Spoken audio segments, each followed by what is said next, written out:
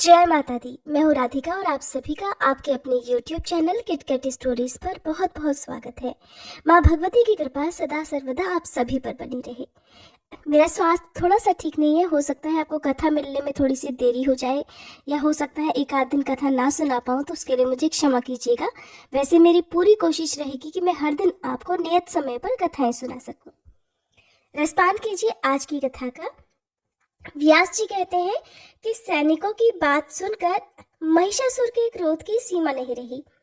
उसने अपने सारथी को बुलाकर कहा कि जिसमें 1000 गधे जोते जाते हैं, जो ध्वजा और पताका से सुशोभित है, जिस पर अनेकों आयुध रखे रहते हैं और जिसके चक्की और युगंधर बड़े मजबूत है, वो मेरा प्रकाशमान अद्भुत रथ अभी मेरे सामने उपस्थित करो।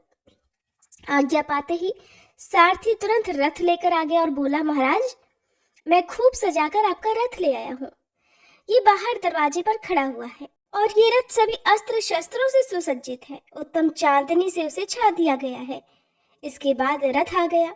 ये जानकर दानवराज महाबली महिषासुर मनुष्य का शरीर धारण करके युद्ध के मैदान में जाने के लिए तैयार हो गया। उसने मन ही मन सोचा कि मैं भैंसे के रूप में हूँ, मेरा मुख बहुत कुरूप है, मेरे मस्तक पर सींग है। इस रूप को देखकर देवी अवश्य ही उदास हो जाएगी। स्त्रियों को प्रसन्न करने के लिए सुंदर रूप और चतुरता बड़ी आवश्यक है। इसलिए आकर्षक रूप और चतुरता से संपन्न होकर ही मैं उस युवती के सामने जाऊंगा, जिससे मुझे देखते ही उसके हृदय में प्रेम का उदय हो जाएगा। मेरे लिए भी मुख की संभावना इसी स्थिति में है। यह मन में विचार कर उस महाबली दानवराज ने भैंसे का रूप त्याग कर सुंदर पुरुष की छवि धारण कर ली। उसके हाथों में अब संपूर्ण आयुध सुशोभित थे। उसके सुंदर शरीर को दिव्य वस्त्र सुशोभित कर रहे थे। ऐसा लगता था मानो कोई दूसरा कामदेव ही हो। हाथ में धनुष बाण लेकर वो रथ पर बैठ गया। केयूर और हार उसकी छवि बढ़ा रहे थे। अभिमान में चूर होकर सेना साथ लिए हुए वह भगवती जगदम्बा के पास पहुंच गया। उस समय उसने ऐसा सुंदर वेश बना रखा था जिसे देखकर अपने रूप का अभिमान करने वाली स्त्रियों के मन भी उधर आकर्षित हो जाए। जब देवी ने देखा कि दैत्यराज महिषासुर निकट आ गया और उसके बहुत से वीर भी उसके साथ आ रहे हैं, तब उन्होंने शंख ध्वनि आरंभ कर दी। जन समाज में आश्चर्य प्रकट करने वाली उस शंख ध्वनि को सुनकर महिषासुर भगवती के पास आ गया और मानो हंसता हुआ उनसे बोला, देवी, ये जगत परिवर्तनशील है। स्त्री या फिर पुरुष जो भी इसमें रहते हैं, सबके मन में सब प्रकार से सुख भोगने की ही इच्छा बनी रहती है। मनुष्यों को संयोग में ही सुख प्राप्त होता है, वियोग में सुख की संभावना कभी नहीं की जा सकती। मैं एक वीर पुरुष हूँ। तुम मेरे साथ यदि संयोग करती हो तो तुम्हें सर्वोत्कृष्ट सुख प्राप्त होना बिल्कुल निश्चित है। प्रिय, मैं अपनी रुचि के अनुसार तरह तरह से रूप धारण कर सकता हूँ। इंद्र प्रभृति सभी देवता संग्राम में मुझसे परास्त हो ही चुके हैं। इस समय मेरे महल में जितने भी दिव्य रत्न हैं, उन सभी का उपभोग करना तुम्हें सुलभ होगा, या फिर इच्छानुसार तुम उनका दान भी कर सकती हो। सुंदरी, अब तुम मेरी पटरानी बनने का प्रस्ताव स्वीकार करो और मैं तुम्हारी दास्ता स्वीकार करने के लिए तैयार हूँ। तुम्हारी आज्ञा मानकर मैं देवताओं के साथ वैर करना भी छोड़ दूंगा, इसमें कोई संदेह नहीं। तुम्हें जिस प्रकार भी सुख मिलता हो तुम वही काम करो, यही मेरे लिए शिरोधार्य है। मधुर वचन बोलने वाली है प्रिय, तुम्हारे नेत्र बड़े ही विशाल हैं। मेरे लिए जैसा आदेश हो वैसा ही संपन्न करने को मैं उत्सुक हूँ, और तुम्हारे रूप ने तो मेरे मन को मोह लिया है। सुंदरी, अब मैं अत्यंत आतुर होकर तुम्हारी शरण में आया हूँ। कामदेव के बाणों ने मुझे बुरी तरह घायल कर दिया है। मुझे शरणागत की रक्षा करो। शरण में आए हुए की रक्षा करना सभी धर्मों में उत्तम माना गया है। काली भौहों से अनुपम शोभा पाने वाली है कृशोदरी, मैं तो तुम्हारा निजी चाकर हूँ।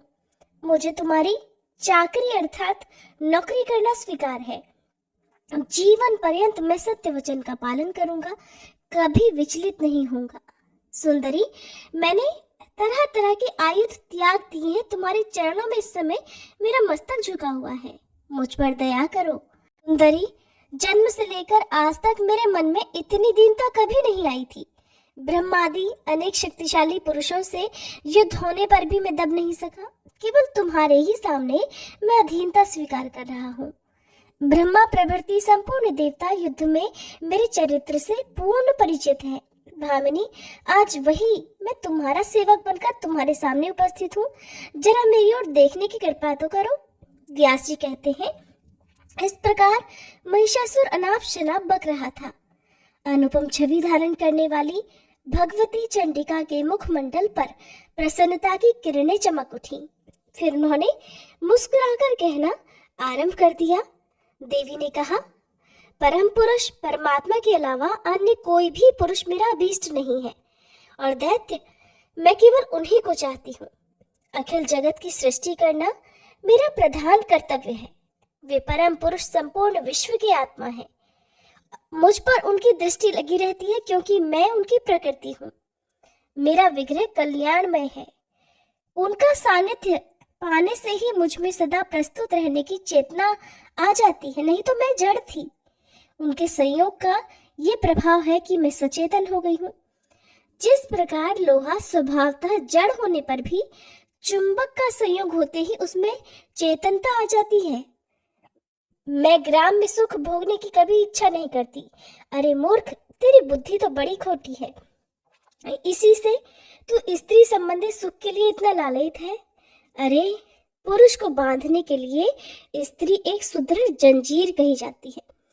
लोहे से बंधा हुआ छूट भी सकता है, किंतु जो स्त्री रूपी सांकल से बंध जाता है उसका छूटना बड़ा मुश्किल है। स्त्री का संग करने में महान कष्ट उठाना पड़ता है। इस बात को जानते हुए भी तू मूर्खता क्यों कर रहा है? देवताओं से वैर छोड़कर स्वतंत्रता पूर्वक संसार में घूम, या फिर तुझे जीने की इच्छा हो तो पाताल लोक चला जा, या फिर चाहे तो युद्ध भी कर सकता है, और मुझ में शक्ति की कोई कमी नहीं है। दानव, तेरा वध करने के लिए ही देवताओं ने मुझे इस समय यहाँ आने की प्रार्थना की है। तू वाणी द्वारा आज जो मेरा सुहृद बन चुका है, इसी के फलस्वरूप मैं तुझसे सच्ची बात बता रही हूँ, क्योंकि तेरा ये व्यवहार अब मेरी प्रसन्नता का कारण बन गया है। इसलिए तू जीते जी सुखपूर्वक यहाँ से चला जा। 7 पग चलने पर ही सज्जनों में मैत्री हो जाती है, इसलिए मैं तुझे जीवन दान दे रही हूँ। वीर, अगर तुझे मरना ही अभीष्ट है तो बड़े आनंद के साथ युद्ध कर। महाबाहो, मेरे हाथों तेरा वध होगा और इसमें किंचित मात्र भी संदेह नहीं है। व्यास जी कहते हैं, भगवती जगदम्बा की ये बात सुनकर काम से मोहित हुए महिषासुर ने मधुर वाणी में फिर से मीठी बातें कहनी शुरू कर दी कि हे प्रसन्न वदने, तुम पर आघात करने में मुझे डर लगता है, क्योंकि तुम नारी हो। तुम्हारे सभी अंग अत्यंत सुंदर और सुकोमल हैं। इन्हें देखकर मनुष्य का मन तो मुग्ध हो जाता है। तुम्हारे इस रूप पर विष्णु, शंकर और लोकपाल प्रभृति प्राय सभी निछावर हो चुके हैं। कमल लोचने, तब फिर क्या तुम्हारे साथ युद्ध करना मेरे लिए उचित होगा?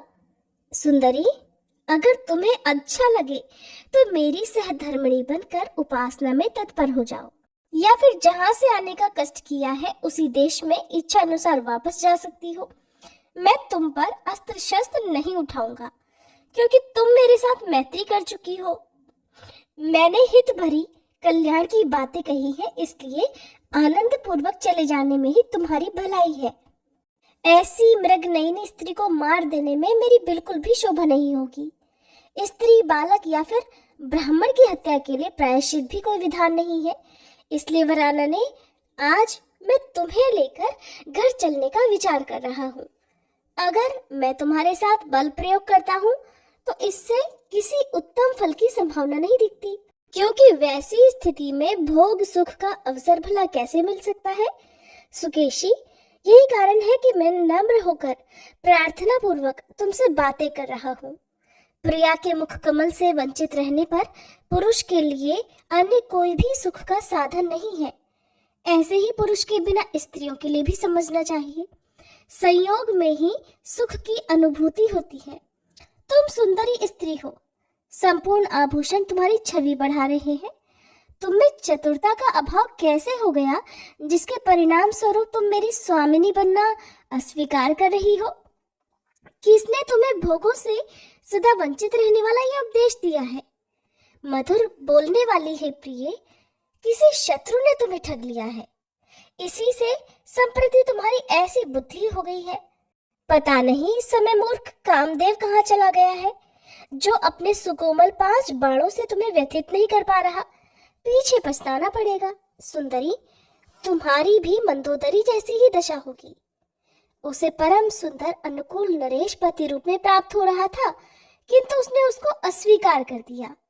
फिर जब मंदोदरी का अंतःकरण काम मोह से व्याप्त हो गया, तब उसे एक प्रचंड मूर्ख की स्त्री बनना पड़ा।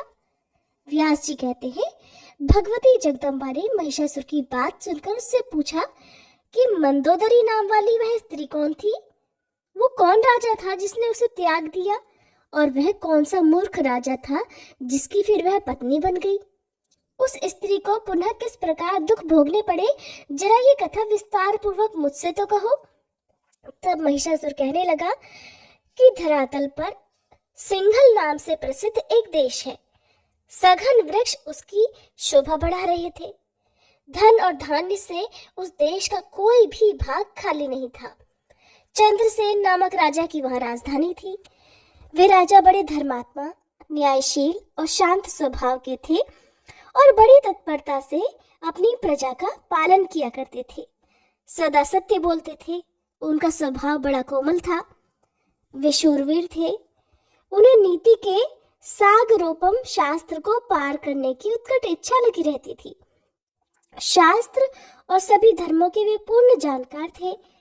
धनुर्वेद में उनकी अच्छी गति थी। उनकी सुंदरी स्त्री भी वैसे ही सर्वगुण संपन्ना थी। वह सदा श्रेष्ठ आचरण का पालन करती थी। पति भक्ति में उसका अटूट अनुराग था। चंद्रसेन की वह प्रेयसी पत्नी गुणवती नाम से प्रसिद्ध थी। उसमें सभी उत्तम लक्षण विद्यमान थे। उसने प्रथम गर्भ से एक अत्यंत सुंदरी कन्या को उत्पन्न किया। मन को मुग्ध करने वाली उस पुत्री को पाकर पिता बड़े ही संतुष्ट हुए। उनका मन आनंद से विह्वल हो उठा। उन्होंने नामकरण के अवसर पर उस पुत्री का नाम मंदोदरी रख दिया। चंद्रमा की कला के समान प्रतिदिन वह कन्या अब बढ़ने लगी। मन को आकर्षित करने वाली वह कन्या जब विवाह के योग्य हो गई, तब पिता चंद्रसेन उसके लिए वर ढूंढने लगे। इस विषय को लेकर उनका मन सदा चिंतित रहता था। उस समय सुधनवा नाम से प्रसिद्ध एक शूरवीर राजा मद्र देश में राज्य करते थे। उनका एक सुयोग्य पुत्र था। कंबुग्रीव नाम से जगत में उसकी प्रसिद्धि थी। ब्राह्मणों ने राजा चंद्रसेन से कहा कि इस कन्या के लिए अनुरूप वर कंबुग्रीव ही है। उसमें सभी उत्तम लक्षण वर्तमान है। उसने सभी विद्याओं का पर्याप्त अभ्यास भी किया हुआ है। तब राजा चंद्रसेन ने गुणवती नाम वाली अपनी प्रेयसी पत्नी से पूछा कि अपनी इस कन्या के लिए सुयोग्य वर चाहिए और मेरा विचार है कि कंबुग्रीव के साथ इसका विवाह कर दिया जाए। तुम्हारी क्या इच्छा है? स्वामी की बात सुनकर रानी ने आदर पूर्वक अपनी कन्या मंदोदरी से पूछा कि पुत्री, तुम्हारे पिता राजकुमार कंबुग्रीव के साथ तुम्हारा विवाह करना चाहते हैं। तुम्हें पसंद तो है ना? माता का ये वचन सुनकर मंदोदरी ने उससे अपना विचार प्रकट किया कि मैं पति का वरण नहीं करूंगी। माता, विवाह करना मुझे बिल्कुल भी अच्छा नहीं लगता। मैं कुमारी व्रत में रहकर अपना जीवन बिताऊंगी। माता, स्वतंत्रता पूर्वक विचरण करने की मेरी इच्छा है। मेरा प्रतिक्षण तपस्या में बीतेगा। इस संसार रूपी समुद्र में परतंत्र व्यक्ति को अनेकों कष्ट उठाने पड़ते हैं। शास्त्र के पारगामी विद्वानों का कहना है कि मोक्ष का साधन स्वतंत्रता ही है, इसलिए मैं मुक्त रहूंगी। मुझे पति से कोई प्रयोजन नहीं है। विवाह होते समय अग्नि के साक्षित्व में ये प्रतिज्ञा की जाती है कि पतिदेव, मैं सब तरह से आपके अधीन बन गई। फिर ससुराल में जाकर सास और देवर प्रभृति जितने भी हैं उन सब के अनुकूल होकर रहना पड़ता है। पति के मन में अपना मन मिलाए रखना इस दुख को सबसे अधिक माना गया है। अगर पतिदेव किसी दूसरी सुंदरी स्त्री के साथ प्रेम कर ले तो सौत से उत्पन्न होने वाले दुख का पहाड़ ही उस पर ढह पड़ता है। उस समय पति से ईर्ष्या उत्पन्न हो जाती है। फिर क्लेश होना तो स्वतः सिद्ध हो गया। संसार में सुख कहाँ है? खास करके स्त्रियों के लिए तो ये संसार सदा ही सुख से रहित है। इसलिए मेरी समझ से पति का वरण करना सर्वथा अवांछनीय है। पुत्री के इस प्रकार कहने पर उसकी माता राजा चंद्रसेन से कहने लगी कि प्रभु, राजकुमारी को तो विवाह करना ही पसंद नहीं है। उसे कुमारी व्रत का पालन करने की इच्छा है। जप और व्रत में सदा तत्पर रहकर ये संसार से विरक्त होना चाहती है। विवाह संबंधी बहुत से दोषों से वह पूर्ण परिचित है, इसलिए पति बनाने की बात उसे बिल्कुल अच्छी नहीं लगती। रानी की बात सुनकर राजा चंद्रसेन ने पुत्री की इच्छा अनुसार उसके विवाह का विचार ही छोड़ दिया। वह राजकुमारी माता पिता की संरक्षता में रहकर घर में ही समय बिताने लगी। स्त्रियों के अंग में जब जवानी के अंकुर जमने लगते हैं तब काम की उत्पत्ति होने लगती है। अवस्था के अनुसार ऐसा होना स्वाभाविक है। पद पद पर ज्ञान की बातें करने वाली जिस राजकुमारी ने बार बार प्रेरणा करने पर भी पति स्वीकार करना नहीं चाहा था, वही एक दिन सघन वृक्षों वाले उपवन में दासियों के साथ प्रेम पूर्वक विहार करने के लिए पहुंच गई। वहां की लताएं पुष्पों से सुशोभित थीं। उन्हें देखती हुई वह प्रसन्न वदन वाली सुंदरी उस उद्यान में क्रीड़ा करने लगी। वह राजकुमारी पुष्प चुनती हुई विचर रही थी। इतने में ही उसी मार्ग से दैववश कौशल देश का राजा वहां आ पहुंचा। वीरसेन नाम से परम प्रसिद्ध वह राजा बड़ा शूरवीर था। उसके साथ कुछ सैनिक भी थे, परंतु उस समय वह अकेले ही रथ पर बैठकर आया था। उसकी बाकी सेना धीरे धीरे उसके पीछे आ रही थी। दूर से ही राजा वीरसेन किसी एक युवती की दृष्टि में आ गया। तब उस युवती ने राजकुमारी मंदोदरी से कहा कि देखो, इस रास्ते से रथ पर बैठा हुआ कोई पुरुष यहाँ आ रहा है। इस रूपवान पुरुष की भुजाएं तो बड़ी विशाल है। मेरा ऐसा विश्वास है कि भाग्यवश यहाँ किसी राजा का ही शुभागमन हो गया। इस प्रकार वह युवती बात कर रही थी। इतने में ही कौशल नरेश वीरसेन निकट आ गया। राजकुमारी मंदोदरी को देखकर उसके आश्चर्य की सीमा नहीं रही। तुरंत वह रथ से नीचे उतर आया और दासी से बोला कि बड़ी बड़ी आंख वाली ये बालिका कौन है और किसकी पुत्री है? मुझे शीघ्र बताने की कृपा करो। ऐसा पूछने पर दासी का मुख मुस्कान से भर गया। उसने कौशल नरेश वीरसेन से कहा कि सुंदर नेत्रों से शोभा पाने वाले हे वीर, पहले आप बतलाने की कृपा करें। मैं आपसे पूछ रही हूँ कि आप कौन है, कैसे यहाँ पधारे और किस काम से इस समय यहाँ आने का कष्ट उठाया है।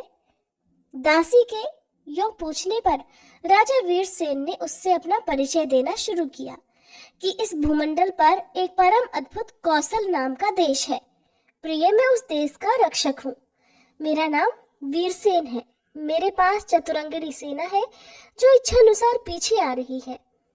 मार्ग भूल जाने से भटकता हुआ ही मैं यहाँ आ गया। मुझे उस देश का राजा समझो। सैरंध्री ने कहा, राजन, महाराज चंद्रसेन की ये राजकुमारी है और इसका नाम मंदोदरी है। ये कुमारी क्रीड़ा करने के विचार से इस उपवन में आई है। दासी सैरंध्री की बात सुनकर राजा वीरसेन ने उससे फिर कहा कि सैरंध्री, तुम तो बड़े विदुषी हो, तुम मेरी बात राजकुमारी को समझा दो। मेरा कहना है कि सुलोचने, मेरा जन्म ककुस्थ वंश में हुआ है। मैं वहां का राजा हूँ। कामिनी, तुम गांधर्व विधि से मुझे अपना पति बनाने की कृपा करो। मेरे घर अन्य कोई पत्नी नहीं है।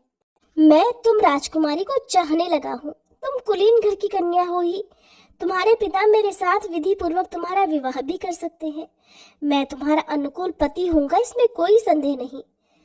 महिषासुर देवी से कहता रहा कि राजा वीरसेन के उपयुक्त वचन सुनकर सैरंध्री राजकुमारी मंदोदरी से ये संदेश कहने के लिए तत्पर हो गई। फिर उसने हंसकर बड़े मीठे शब्दों में कहा कि प्रिय मंदोदरी, सूर्य वंश के कुलदीपक ये राजा यहाँ पधारे हैं। ये बड़े सुंदर और शक्ति संपन्न है। इनकी अवस्था भी लगभग तुम्हारे ही जैसी है। सुंदरी, सभी प्रकार से तुम्हारे प्रति इनका प्रेम हो गया है। विशाल नेत्रों वाली है राजकुमारी, तुम विवाह के योग्य तो हो ही गई हो, परंतु तुम्हारे मन में विराग छाया हुआ है।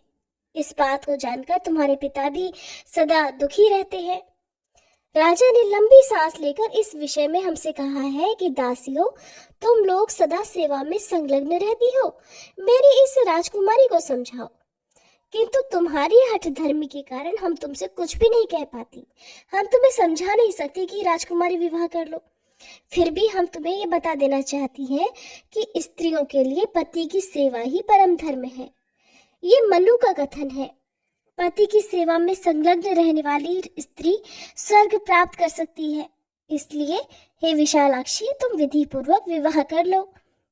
राजकुमारी मंदोदरी ने कहा कि बाले, मुझे पति बनाना बिल्कुल भी पसंद नहीं। मैं अद्भुत तपस्या करूंगी। तुम इस कौशल नरेश को मना कर दो। ये निर्लज क्यों मुझ पर आंखें गड़ा रहा है? सैरंध्री ने कहा, देवी, इस कामदेव पर विजय पाना बड़ा कठिन है, साथ ही काल की गति को भी टालना असंभव है। इसलिए सुंदरी, तुम्हें मेरे उचित वचन का पालन जरूर करना चाहिए, नहीं तो ये तो निश्चित ही है कि तुम कभी न कभी दुख के गर्त में गिर जाओगी। सैरंध्री की बात सुनकर राजकुमारी ने उससे कहा कि दैववश जो होने वाला है वो तो होगा ही, उसकी मुझे कोई चिंता नहीं, परंतु मेरा ये सब तरह से निश्चित विचार है कि मैं विवाह नहीं करूंगी। महिषासुर ने देवी को आगे बताया कि राजकुमारी मंदोदरी का निश्चित विचार जानकर सैरंध्री ने जाकर कौशल नरेश वीरसेन से कहा कि राजन, आप इच्छा अनुसार यहाँ से पधारने की कृपा करें। आप जैसे सुसभ्य पति को भी ये राजकुमारी वरण करना नहीं चाहती। दासी की बात सुनकर राजा वीरसेन के मुख पर उदासी छा गई।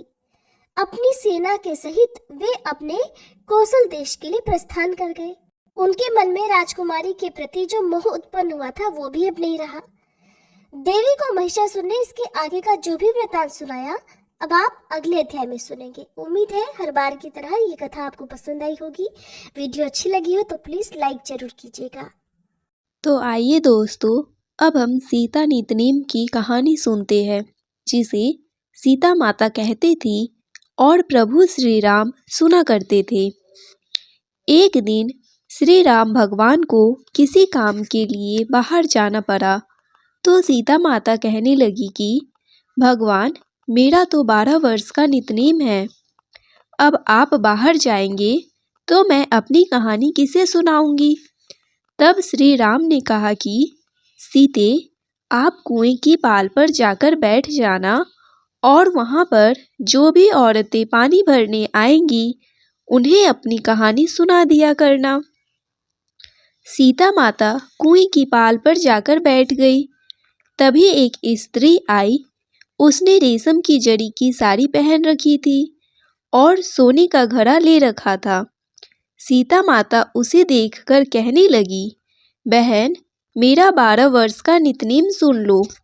पर वह स्त्री बोली कि मैं तुम्हारा नितनेम सुनूंगी तो मुझे तो घर जाने में देर हो जाएगी और मेरी सासू मुझसे झगड़ा करेगी।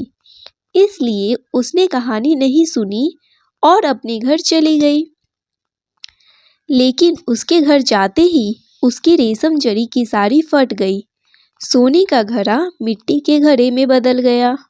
सासू ने देखा तो पूछा, अरे बहू, यह किसका दोष लेकर अपने सिर आ गई है? बहू बोली, माँ जी, कुएं पर एक औरत बैठी थी। उसने अपनी कहानी सुनने के लिए कहा, लेकिन मैंने नहीं सुनी। शायद उसी का यह फल मुझे मिला है। बहू की बात सुनकर अगले दिन वही साड़ी और वही घड़ा लेकर सास कुएं की पाल पर गई। सास को वहीं पर सीता माता बैठी मिली तो माता सीता ने कहा, बहन, मेरी कहानी सुन लीजिए। सासू बोली, एक बार छोड़, मैं तो 4 बार कहानी सुन लूंगी। तब सीता माता बोली, राम आए, लक्ष्मण आए, देश के पुजारी आए, नित नेम का नेम लाए। आओ राम, बैठो राम, तभी रसोई जीमो राम, माखन मिश्री खाओ राम, दूध बतासा पियो राम। सुत के पल का मोठो राम, साल दुसाला पोठो राम, साल दुसाला ओढ़ो राम। जब बोलूं राम ही राम, राम सवारे सबके काम। खाली घर भंडार भरेंगे, सबका बेड़ा पार करेंगे। बोलो श्री राम जय जय राम। सासू बोली, बहन कहानी तो बहुत अच्छी लगी। फिर कहानी सुनकर सासू घर चली गई और उसकी साड़ी फिर से रेशम जरी की बन गई। मिट्टी का घड़ा फिर वापस से सोने के घड़े में बदल गया। बहू ने देखा तो कहने लगी, सासू माँ आपने यह सब कैसे किया? सासू बोली, बहू तू दोष लगाकर आई थी और मैं अब दोष उतार कर आ रही हूँ। बहू ने पूछा कि माँ जी वह कुएं वाली स्त्री कौन है? सासू ने बताया कि वह तो सीता माता थी। वह पुराने से नया कर देती है, खाली घर में भंडार भर देती है। वह लक्ष्मी जी का वास घर में कर देती है और मनुष्य की जो भी इच्छा हो उसे पूर्ण कर देती है। बहू बोली, माँ जी फिर तो ऐसी कहानी मुझे भी सुना दो। सासू बोली कि ठीक है तुम भी सुनो। फिर सास ने कहानी शुरू की। राम आए लक्ष्मण आए, देश के पुजारी आए, नित नेम का नेम लाए। आओ राम बैठो राम, तभी रसोई जीमो राम। माखन मिश्री खाओ राम, दूध बतासा पियो राम। सुत के पल का मोठो राम, साल दुसाला पोठो राम, साल दुसाला ओढ़ो राम। जब बोलूं राम ही राम, राम सवारे सबके काम। खाली घर भंडार भरेंगे, सबका बेड़ा पार करेंगे। बोलो श्री राम जय जय राम। कहानी सुनकर बहू बोली, माँ जी कहानी तो बहुत अच्छी है। सासू ने कहा, ठीक है अब से हम इस कहानी को रोज किया करेंगे। अब सास बहू रोज सवेरे उठती, नहाती धोती और पूजा करने के बाद नितनेम की सीता माता की कहानी कहती। एक दिन की बात है, उनके यहाँ पड़ोस की एक औरत आई और बोली कि बहन जरा सी आँच तो देना। तो वह बहू बोली कि आँच तो अभी हमने जलाई नहीं है। पड़ोसन बोली, तो फिर तुम सुबह 4 बजे से उठकर क्या कर रही हो? तो उन्होंने कहा कि हम तो सुबह सुबह उठकर पूजा करते हैं, फिर सीता माता की कहानी करते हैं। पड़ोसन ने उनकी बात सुनकर फिर कहा कि सीता माता की कहानी कहने से तुम्हें क्या मिला? तब वे दोनों बोली कि सीता माता की कहानी कहने से घर में भंडार भर जाते हैं, सारे काम पूर्ण हो जाते हैं, मन की इच्छा भी पूरी होती है। पड़ोसन ने कहा, बहन अगर ऐसा है तब तो फिर मुझे भी कहानी सुना दो। तब बहू बोली कि ठीक है तुम भी यह कहानी सुन लो। राम आए लक्ष्मण आए, देश के पुजारी आए, नित नीम का नीम लाए। आओ राम बैठो राम, तभी रसोई जीमो राम। माखन मिश्री खाओ राम, दूध बतासा पियो राम। सुत के बल का मोठो राम, साल दुसाला पोठो राम, साल दुसाला ओढ़ो राम। जब बोलूं राम ही राम, राम सवारे सबके काम। खाली घर भंडार भरेंगे, सबका बेड़ा पार करेंगे। श्री राम जय जय राम। पड़ोसन ने इस कहानी को सुना तो कहने लगी, बहन कहानी तो बहुत अच्छी लगी। अब वह पड़ोसन भी नितनेम सीता माता की कहानी कहने लगी। कहानी कहने से सीता माता ने पड़ोसन के भी धन के भंडार भर दिए। देखते ही देखते अब तो पूरे मोहल्ले में नितनेम की कथा चल पड़ी और हर किसी की मनोकामना पूर्ण होने लगी। हे सीता माता, जैसे आपने उन सभी के भंडार भरे वैसे हमारे भी भरना। कहानी कहने वाले, सुनने वाले और हुंकार भरने वाले सबके भरना। सभी प्रेम से बोलिए सीता मैया की जय। बंसी शोभित कर मधुर नील जलद तन श्याम। अरुण अधर जनु बिंब फल नयन कमल अभिराम। पूर्ण इंद्र अरविंद मुख पीतांबर शुभ साज। जय मनमोहन मदन छवि कृष्ण चंद्र महाराज। जय यदुनंदन जय जगवंदन जय वासुदेव देवकी नंदन। जय यशोदा सुत नंदन दुलारे, जय प्रभु भक्तन के सततारे।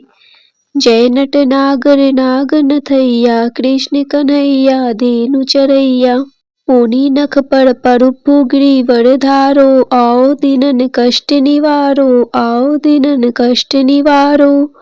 वंशी मधुर अधर धरि टेरो, हावे पूर्ण विनय यह मेरो, होवे पूर्ण विनय यह मेरो। आओ हरि पुनि माखन चाखो, आज लाज भारत की राखो। गोल कपोल चिंबुक अरुणारे, मृदु मुस्कान मोहिनी डारे, मृदु मुस्कान मोहिनी डारे। रंजित राजीव नयन विशाला, मोर मुकुट वैजंती माला। कुंडल श्रवण पीत पट आछे, कटि किंकिनी काछ निकाछे। नील जलज सुंदर तनु सोहे, छवि लखि सुर नर मुनि मन मोहे। मस्तक तिलक अलग घुंघराले, आओ कृष्ण बांसुरी वाले।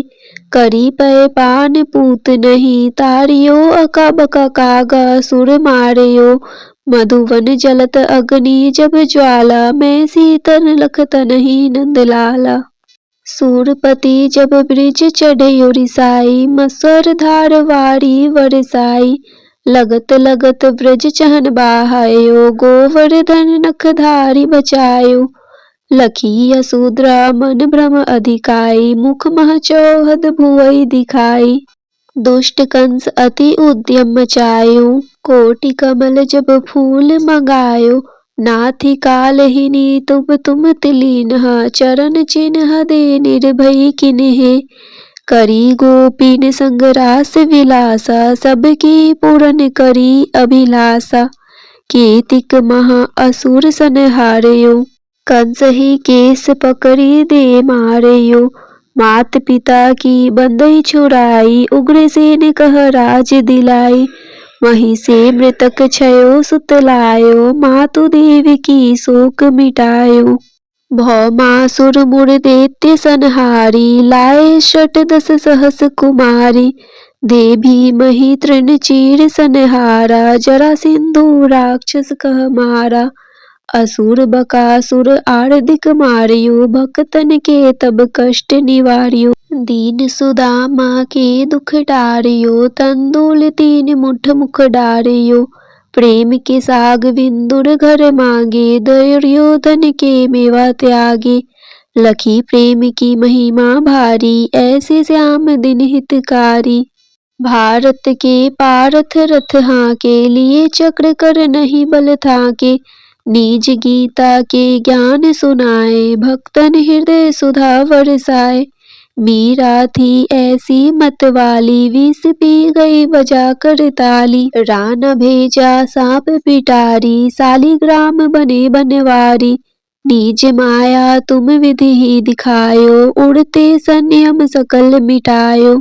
तब सत निंदा करी तत्काला, जीवन मुक्त भयो शिशुपाला। जब ही द्रौपदी टेर लगाई, दीननाथ लाज अब जाई। तुरत ही वसन बने नंदलाला, बड़े चीर में भीरी अरि मुँह काला। अस अनाथ के नाथ कन्हैया, डूबत भवंबर बचावड नैया। सुंदर दास आ उड़धारी, दया दृष्टि कीजे बनवारी। नाथ सकल मम कुमति निवारो, क्षम हो बेगी अपराध हमारो। खोलो पट अब दर्शन दीजे, बोलो कृष्ण कन्हैया कीजे। यह चालीसा कृष्ण का पाठ करे उड़धारी, अष्ट सिद्धि नवनिधि फल लहे पदारथ चारी। इति श्री कृष्ण चालीसा संपूर्ण। श्री तुलसी चालीसा पाठ। जय जय तुलसी माता, सब जग की सुखदाता। विष्णु प्रिय भवानी, पूजत हरि हर ज्ञानी। नमो नमो तुलसी महारानी, नमो नमो तुलसी महारानी। पाप नाशिनी पुण्य प्रदानी, सब जग की हो सुखदानी। नमो नमो तुलसी महारानी, सब जग की हो सुखदानी, सब जग की हो सुखदानी। जय तुलसी जग की सुखदानी, जय तुलसी जग की सुखदानी। पाप नाशिनी पुण्य प्रदानी, सब जग की हो सुखदानी। पाप नाशिनी पुण्य प्रदानी, सब जग की हो सुखदानी, सब जग की हो सुखदानी। नर नारी जो तुलसी ध्यावे सब सुख संपत्ति पूर्ण पावे। लक्ष्मी रूप धरो तुम माता विष्णु प्रिय भव भव दाता। घर में तुलसी रहे निरंतर होए न दरिद्रता का अंतर। कृपा दृष्टि जब तुम कर देवी सब विपदा पल में हर लेती। तुलसी पूजन जो नर नारी करे सदा सुख संपत्ति भारी।